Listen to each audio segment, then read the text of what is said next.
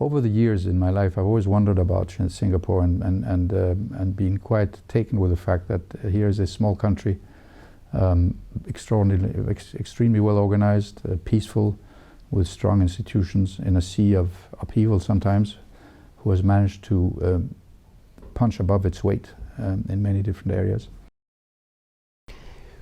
When I think of Singapore, I sort of think of perfection to a real degree, because I think the Singapore economy has been a role model for much of the world. I also want to say that I think the world has long admired the late Mr. Lee Kuan Yew. He was held up in the very highest esteem by all of us. We learned a lot from him, and he was always very clear in his vision of what he wanted Singapore to be. And of course, he succeeded in every sense of the word. Over the last 50 years, Singapore has developed very rapidly. Today, Singapore enjoys very much respected advanced states in the world. One of the beauty of this development is its multiculturalism and singularism. In Singapore, you have different nationalities, and you have different level of development. They all work together, harmonize their life in Singapore. I think that should be also appreciated as one of the good examples in the world. This is a country which really punches above its weight.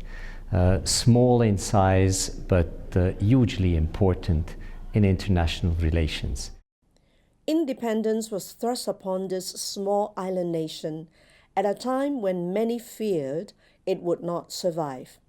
From that bleak beginning, Singapore transformed itself into one of the wealthiest and healthiest nations in the world.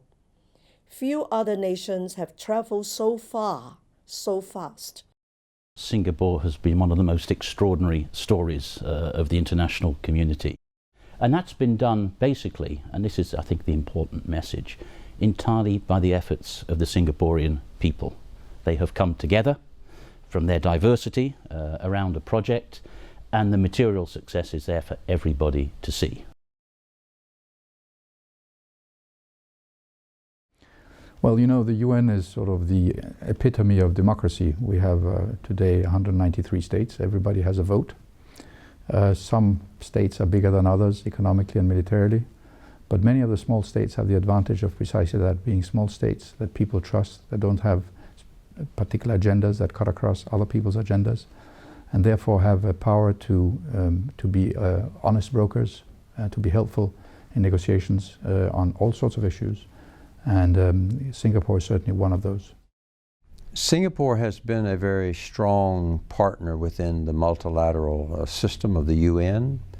It has contributed across the board, even in areas that you might not often think of Singapore. I come out of the UN peacekeeping side of things, and I remember how Singapore has provided both troops and police over the years. Even though it has a small population and a small defense force, nonetheless its contribution has been very solid. I wish to thank Singapore for its highly significant contribution to the mission and activities of WMO and to the broader cause of sustainable development. In particular, I wish to praise the Meteorological Service of Singapore for its excellent work, which provides an essential contribution to the public safety and to the quality of life of Singapore people, and beyond, to the global issues relating to weather, water and climate through constantly enhanced meteorological and climatological products and services. I was always impressed about the ability of Singapore to be the convener of small states and to put themselves into a role of being the voice of small states in the international community. Everybody knows about banking, everybody knows about the services and technology, but it's less known how much the Singaporean Red Cross The Singaporean society has contributed with their skills, with their ability to react to natural disasters. Well, Singapore, I think, has contributed enormously to our organisation in different ways. It's been a member since 1965. It's a living example of tripartism in action. You cannot go to Singapore, you cannot talk to Singaporeans without talking about the role not just of government, but of workers and employers organisations, the SNTUC and the National Employers Federation. They are such a big part of your national life. And I think for an organisation like the ILO, which is built up on the very basis of tripartite cooperation, Singapore provides an example of how this can work in a concrete national setting and in very, very practical ways.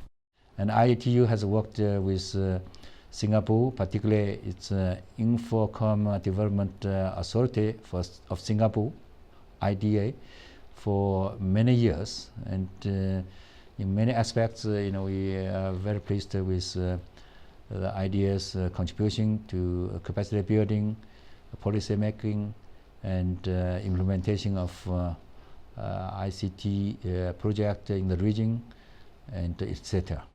Some of the key areas where Singapore is providing assistance to other of our member states is on questions of productivity, one area where we have a lot to learn, on health and safety questions.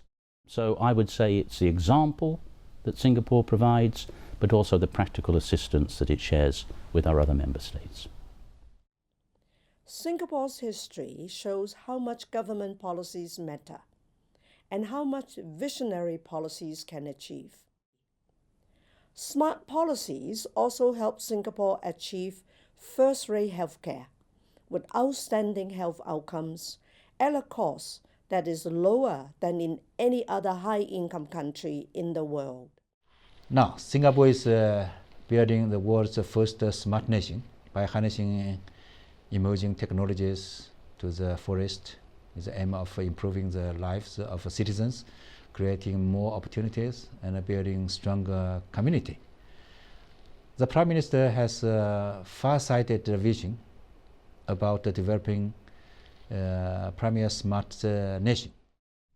We also hear a lot about, from Singapore, in processes such as the Bali process, which is a group of 44 countries that deal with the problem of counter-trafficking, trafficking in persons. So Singapore's voice is very important and is being heard. I think the country has shown that it is contributing to solutions and not to problems. There are too few countries in the world who are problem solvers, and I'm sure that Singapore in the future will even contribute further to bringing more stability, more peace and more wealth to the international community as much as they take advantage of their own development within the country.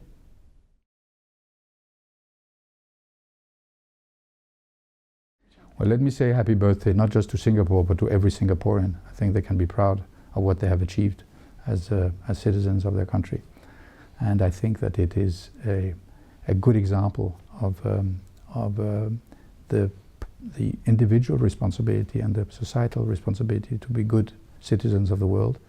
And I wish all of them and all of you all the very best in the future.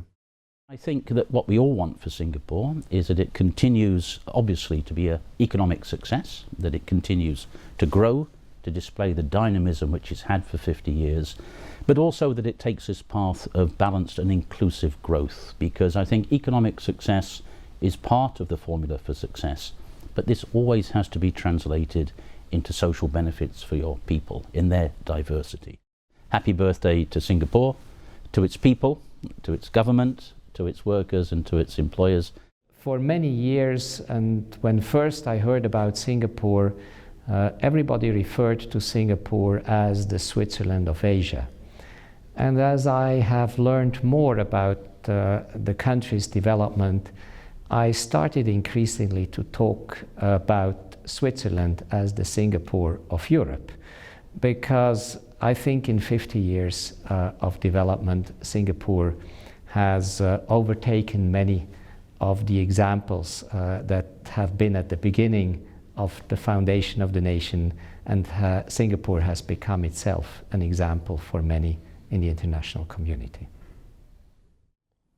Happy birthday, Singapore. You have much to celebrate. For Chinese, we consider 50th anniversary is very important in our life. So let me just wish Singapore happy birthday, Singapore. And in Chinese, 生日快乐. On behalf of the World Meteorological Organization and my own behalf, I have the pleasure to extend to you my heartfelt congratulations on the occasion of the 50th anniversary of independence of Singapore. I'll turn to my very native language, which is Berndeutsch. Ich wünsche Singapur alles Gute zum 50. Geburtstag. Happy birthday, Singapore.